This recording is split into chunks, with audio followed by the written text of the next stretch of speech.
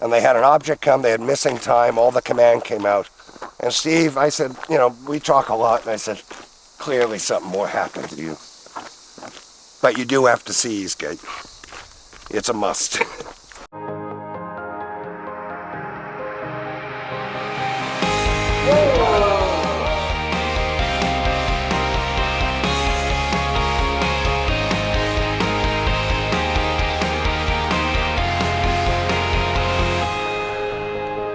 Oh, it's moving faster now.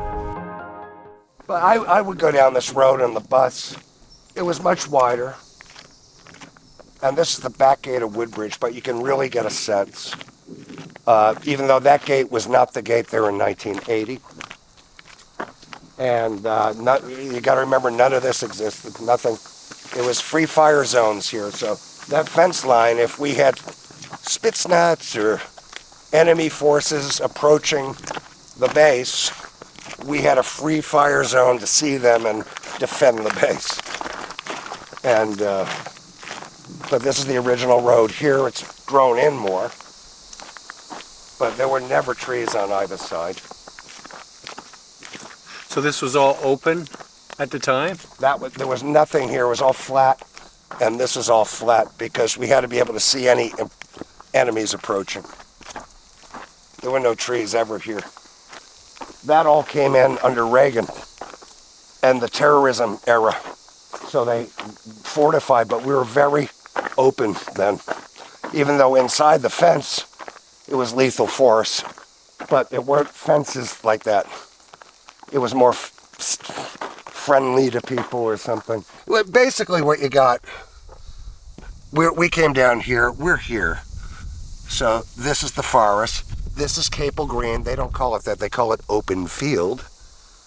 It won't be called Capel. It is Capel Green. There's another field here that is involved. This is the road. Of course, they go all this way. This is the only road we took. Stopped here and went in by foot on that third night.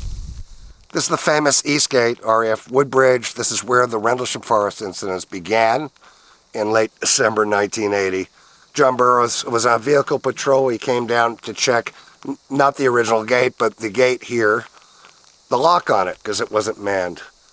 He looked back that way and noticed down Eastgate Road into the Rendlesham Forest, quite a walk, quite a drive, lights in the trees, not above the trees, in the forest.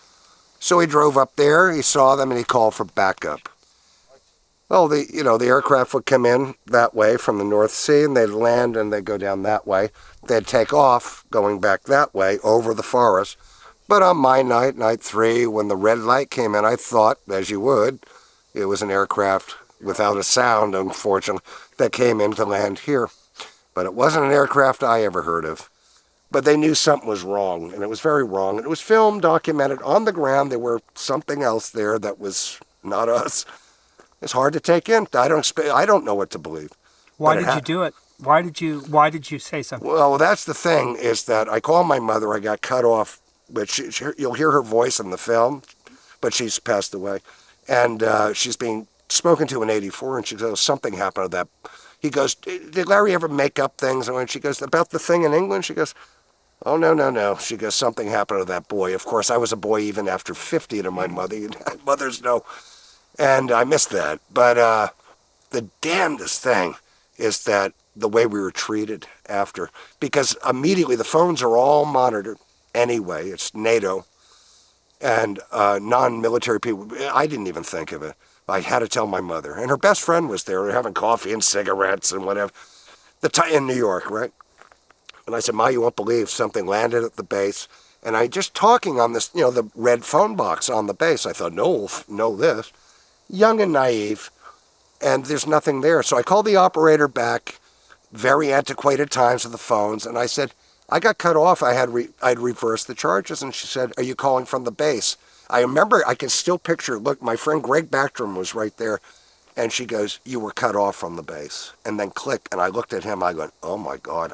So we ran back to the dorm, and by midday we were debriefed on the base by Office of Naval Intelligence, Armed Forces Security Service. Never heard of any of that stuff. And the Navy debriefed us.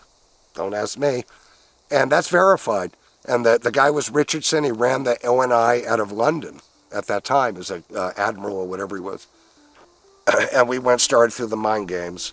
And then we had entities, agents on the base doing all kinds to us. It was a very bad time for everyone. We had health effects, all of us do, that were close. Unshielded nuclear device. You know, people say, well, maybe it was ours. I said, no, the space shuttle hadn't even flown yet. That was in March of 81. And we only had A-10 tank killers. We were trained in no Warsaw Pact aircraft.